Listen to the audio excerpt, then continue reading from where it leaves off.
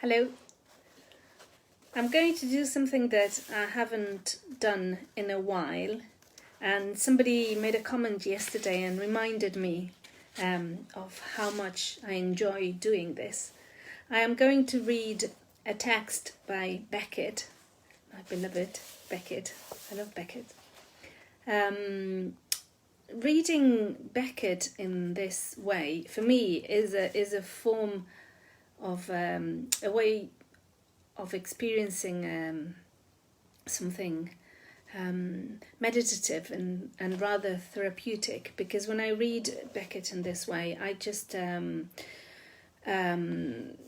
try not to focus on the meaning of the words, if that makes any sense. I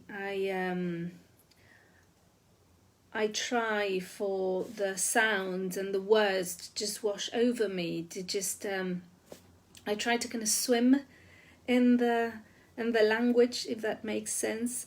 So I haven't read this text in a very long time, so I can't remember what the words say. So that's the way I'm approaching it. I'm not looking at what it means necessarily. I'm just looking at all those connections to be made in another at another level, in another realm. I'm going to let my unconscious do its work or its enjoyment, and I'm just going to plunge into text number 8 of Texts for Nothing by Samuel Beckett. Only the words break the silence. All other sounds have ceased. If I were silent, I'd hear nothing.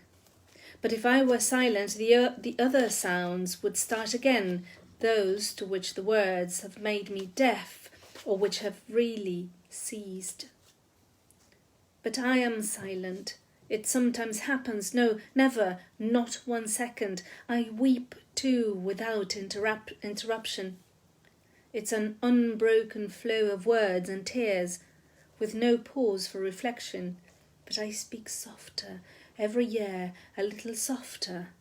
Perhaps slower too, every year a little slower. Perhaps. It is hard for me to judge. If so, the pauses would be longer between the words, the sentences, the syllables, the tears. I confuse them, words and tears. My words are my tears, my eyes, my mouth, and I should hear at every little pause. If it's the silence I say when I say that only the words break it. But nothing of the kind. That's not how it is. It's forever the same murmur, flowing, unbroken, like a single endless word, and therefore meaningless, for it's the end gives the meaning to words. What right have you then? No, this time I see what I'm up to, and put a stop to it, saying none, none. But get on with the stupid old threne and ask until you answer a new question, the most ancient of all, the question where things always so. Well, I'm going to tell myself something if I'm able, pregnant, I hope, with promise for the future, namely that I begin to have no very clear recollection of how things were before I was, and by before I mean elsewhere. Time has turned into space, and there will be no more time till I get out of here. Yes, my past has thrown me out. Its gates have slammed behind me, or I burrowed my way out alone to linger a moment free in a dream of days and nights, dreaming of me moving, season after season, towards the last, like the living, till suddenly I was here, all memory gone. Ever since, nothing but fantasies and hope of a story for me somehow, of having come from somewhere and of being able to go back, or on somehow someday, or without hope. Without what hope Haven't I just said of seeing me alive, not merely inside an imaginary head, but a pebble sand to be under a restless sky, restless on its shore, faint stirs day and night, as if to grow less could help, ever less, and never quite be gone. No, truly, no matter what, I say no matter what, hoping to wear out a voice, to wear out a head, or without hope, without reason, no matter what, without reason. But it will end. A dissonance will come, or the breath fail. Better still, I'll be silence. I'll know I'm silence. No, in the silence you can't know. I'll never know anything. But at least get out of here, at least that. No, I don't know. And time begin again, the steps on the earth, the night the fool implores at morning, and the morning he begs at evening not to dawn. I don't know what all that means, day and night, earth and sky, begging and imploring. And I can desire them? Who says I desire them, the voice, and that I can't desire anything that looks like a contradiction? It may be, for all I know. Me, here, if they could open those little words, open and swallow me up, perhaps that is what has happened. If so, let them open again and let me out in the tumult of light that sealed my eyes, and of men to try and be one again. Or if I'm guilty, let me be forgiven or graciously authorized to expiate. Coming and going in passing time, every day a little purer, a little deader. The mistake I make is to try and think even the way I do. Such as I am, I shouldn't be able even the way I do. But whom can I have offended so grievously to be punished in this inexplicable way? All is inexplicable, space and time, false and inexplicable, suffering and tears, and even the old convulsive cry, "It's not me, it can't be me." But am I in pain, whether it's me or not? Frankly now, is there pain? Now is here, and here there is no frankness. All I say will be false, and to begin with not said by me. Here am a mere ventriloquist's dummy. I feel nothing, say nothing. He holds me in his arms and moves my lips with a string, with a fish hook. No need of lips. All is dark. There is no one. What's the matter with my head? I must have left it in Ireland. In a salon. It must be there still, lying on the bar. It's all it deserved. But that other who is me, blind and deaf and mute, because of whom I'm here in this black silence, helpless to move or accept this voice as mine. It's as him I must disguise myself till I die, for him in the meantime to do my best not to live in this pseudo-sepulture claiming to be his. Whereas to my certain knowledge I'm dead and kicking above, somewhere in Europe probably, with every plunge and suck of the sky a little more overripe, as yesterday in the pump of the womb. No, to have said so convinces me of the contrary. I never saw the light of day, any more than he. If nowhere content to cut yes's throat and never cut its own.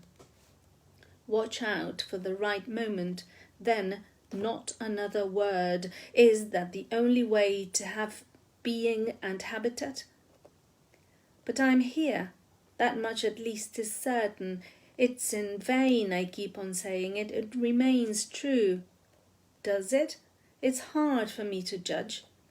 Less true and less certain in any case than when I say I'm on earth, come into the world and assured of getting out. That's why I say it patiently, variously, trying to vary, for you never know. It's perhaps all a question of hitting on the right aggregate, so as to be here no more at last, to have never been here, but all this time above, with a name like a dog to be called up with, and distinctive marks to be had up with, the chest expanding and contracting, unaided, painting towards the grand up near. The right aggregate, but there are 4 million possible, nay probable, according to Aristotle, who knew everything. But what is this I see, and how a white stick and an ear trumpet, where, Place de la République, à Pernod time, let me look closer at this, it's perhaps me at last. The trumpet, sailing at air level, suddenly resembles a steam whistle, of the kind thanks to which my steamers forge fearfully through the fog. That should fix the period to the nearest half-century or so. The stick gains ground, tapping with its ferrule the noble basamento of the United Stores. It must be winter, at least not summer. I can also just discern, with a final effort of will, a bowler hat, which seems to my sorrow a sardonic synthesis of all those that never fitted me, and at the other extremity, similarly suspicious, a complete pair of brown boots, lacerated and gaping. These insignia, if I may so describe them, advance in concert as though connected by the traditional human excipient, halt, move on again, confirmed by the vast show windows. The level of the hat, and consequently of the trumpet, hold out some hope for me as a dying dwarf, or at least hunchback. The vacancy is tempting. Shall I enthrone my infirmities, give them this chance again, my dream infirmities, that they may take flesh and move, deteriorating round and round this grandiose square which I hope I don't confuse with the Bastille, until they are deemed worthy of the adjacent Père Lachaise, or, better still, prematurely relieved, trying to cross over at the hour of night's young thoughts? No, the answer is no.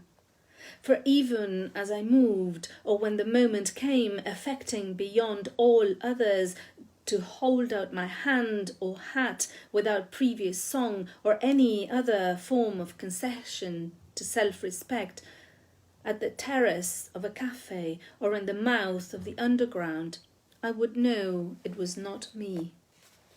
I would know I was here, begging in another dark, another silence, for another arm, that of being or of seizing, better still, before having been.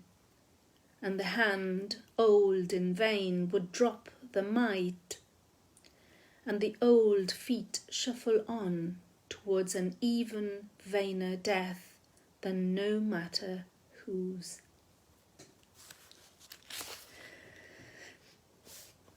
Text number 8, from Texts for Nothing, translated by the author. That means that Samuel Beckett wrote this in French and translated it back into English himself. That's from the complete short prose of Samuel Beckett. Well, I hope you've enjoyed it. It feels a little bit selfish to say that, because I have enjoyed doing it myself. I just felt like a very solipsistic activity. Do let me know what you thought and what words stood out from that for you. What words made sense.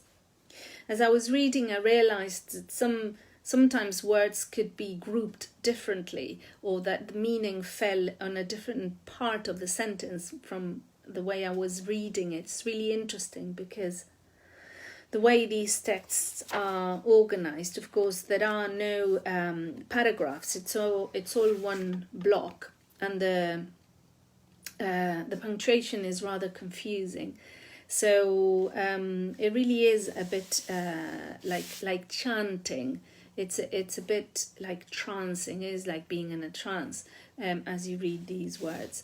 So I'm just gonna let them sink in and settle in my mind, and who knows where they will go. But do let me know how these sounds came across to you. And thanks very much for indulging me. Thank you.